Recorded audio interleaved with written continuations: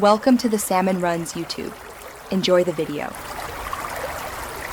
In this video, I will explain how to use a gliding cursor.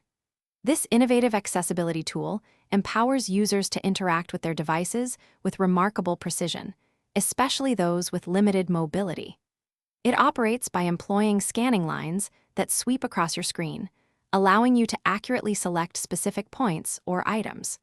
We'll explore how this feature enhances usability and provides a more inclusive digital experience for everyone. Understanding how the gliding cursor operates is key to mastering it.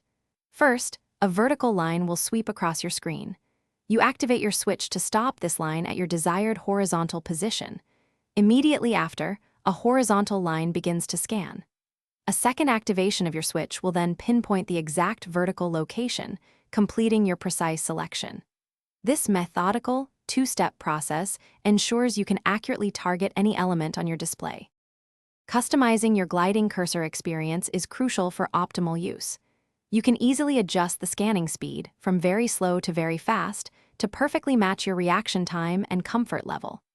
Furthermore, explore various precision modes, such as single, refined, or precise targeting, to suit different tasks.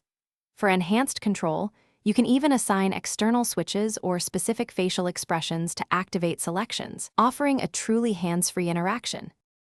To become proficient with the gliding cursor, consistent practice is essential. Regularly engaging with the feature will significantly improve your timing and accuracy in stopping the scanning lines. For intricate tasks or smaller targets, remember to utilize the refined and precise modes, which offer greater control.